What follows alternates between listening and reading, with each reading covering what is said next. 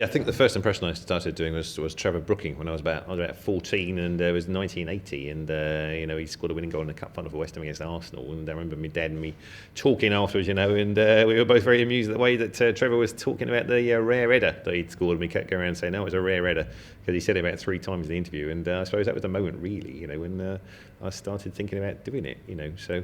But I never did teachers or anybody at school like that, certainly not when I was younger. When I was at university, I then went on and did a few people there, because I was at university in Leeds and I was fascinated by all the different northern accents. I was brought up in the Midlands, so in those days you didn't really see an awful lot of television that wasn't presented by people with proper English, if you like, received pronunciation, standard English.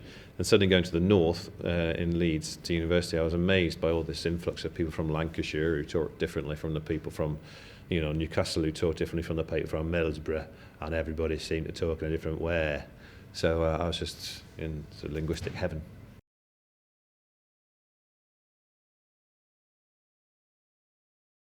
When I was at drama school, I used to do a lot of the teachers there. And then a friend who's still a friend now just said, you should do more than just people that nobody knows. You should try and do famous people. You can make a good living, and then you can go back into the acting once you've made your name. So that was really why I did it. I started doing people at the time like Russell Harty, who was a very, very popular interviewer, and who else? People like John Peel, who was a major Radio 1 DJ in those days, and Jonathan Watts, weirdly, was just starting out on television back in the early 90s. So I was doing people like Jonathan and David Average as well, who I can never do, darling. I can never just go into it because you've got to get your voice up there. But various people like that, and she said do those people, and I did, and started to make a name for myself on the stand-up comedy circuit. And then from there on, it got better and better.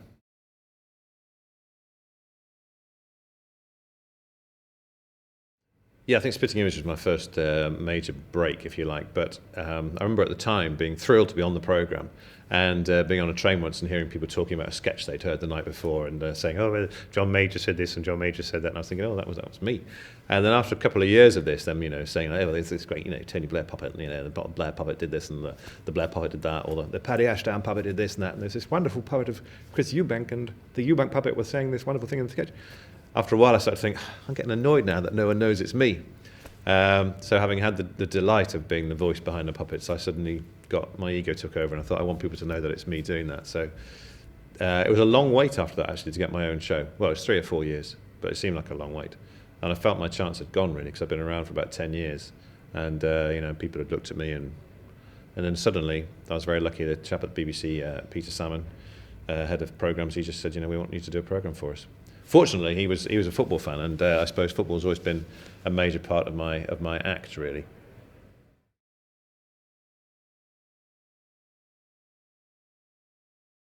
Yeah, doing the voices is one thing, but obviously you've got to have something to say as them. There's very few voices. I do a lot of other comedians like Frank Skinner, and there's a couple of voices that you do that people just laugh at, because I think it is very, very accurate, and they just go, oh my God, that's brilliant. And Andy Parsons is another one. I can't do him quietly because he always seems to be shouting, so I hope your microphone can adjust to the level needed to cope with the Andy Parsons. But again, that voice makes people laugh. But yeah, you've still got to have something at the end of it. And I think that's really important, actually, for corporate audiences more than comedy club audiences. I always like to have a recognisable ending to any routine. Some comics don't. Eddie Izzard, famously, we used to work together years ago, and he once said to me, as he said a lot, he said, my routines, they don't have to have a punchline, they can just stop whenever you want them to stop, and you just have enough, and you go, oh, yeah. And I thought, well, you can do that, Eddie, but nobody else can do that because they haven't got your charm or your intelligence or your brilliance. So I always like to have an ending to a joke, and I think that really helps with corporate audiences, because they like to know when something's finished.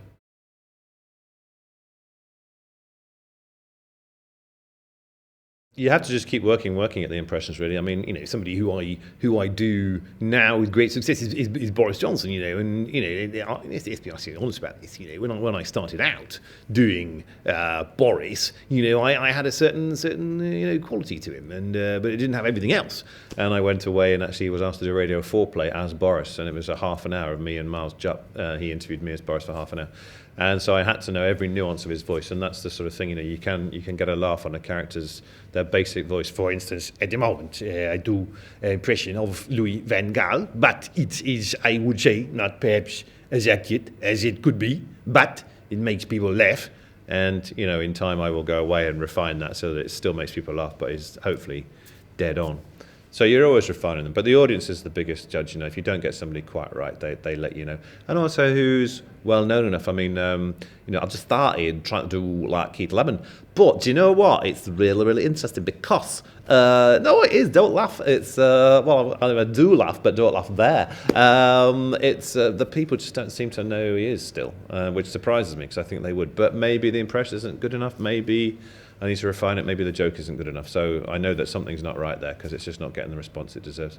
Also, you've got to work out, you know, who is well known enough. I think Keith Lemon is well known enough. I always enjoy watching the cookery programme presented by Nigel Slater, for instance, who's somebody who I really enjoy watching and imitating. But I've tried that several times and it just doesn't work. People don't know enough. Enough people don't know who Nigel is.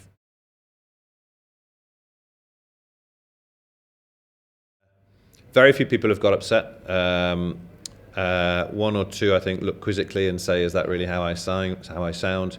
I've done a few things in front of Gary Lineker, and Gary always used to say, "No, I'm not sure I really do sound like that, but people seem to agree with you." So, Alan Shearer, I did a couple of things up in Newcastle in front of Alan, and he's quite begrudging, but you know, eventually suggested that maybe the impression was all right. So I was quite pleasing. I did an event for Raymond Blanc, the chef at his place in Oxfordshire. And Raymond was very, very strange, okay, because I couldn't work out, okay, oh la la. He was amused by it or offended. He said, "Oh, you naughty boy, you should not do this. It's very, very difficult. You shouldn't do this." And I'm thinking, are you? But he asked me back the next year, so he must have enjoyed it.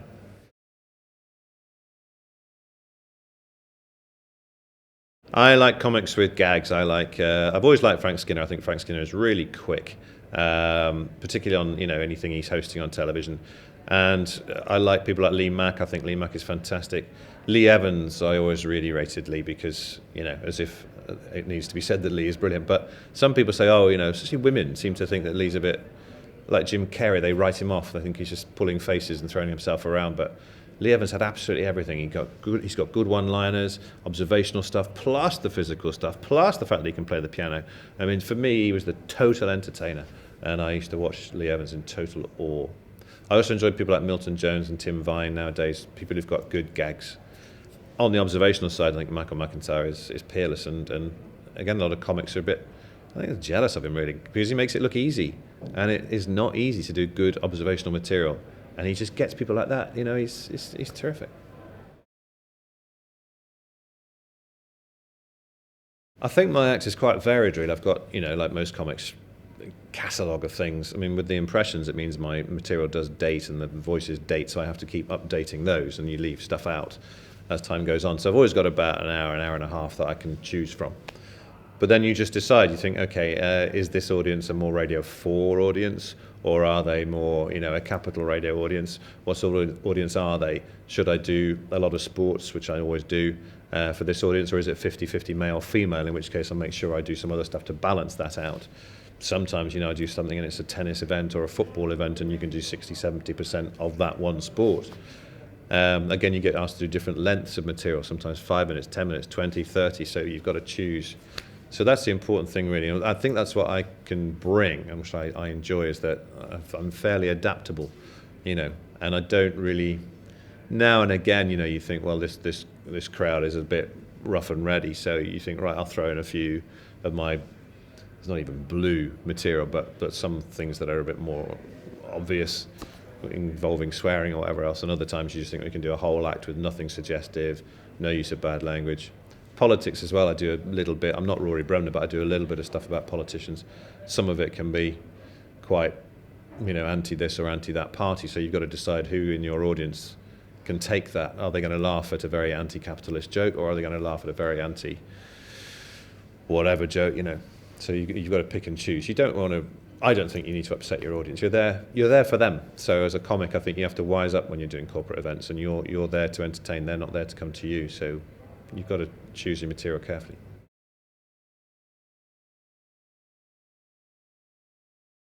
If they put the right comic, I think, you know, you can bring a room together, you give them something to talk about, you give them jokes to go home with in a way, because people will always remember something that you've done and be talking about it the next day. There's a bit of kudos, obviously, that they're seeing somebody that they might have grown up watching, or someone that they've seen on TV yesterday, whatever. Yeah, and you know, really good comics. I don't do an awful lot with The Room, but I have seen other comics who do that and bring people together.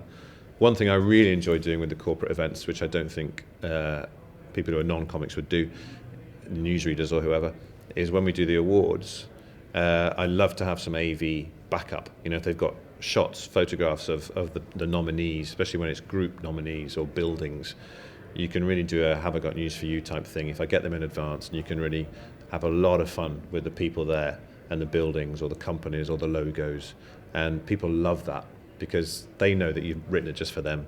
They know that it's about them, and it's a one-off thing. It's just a sort of magic there that I really, really enjoy.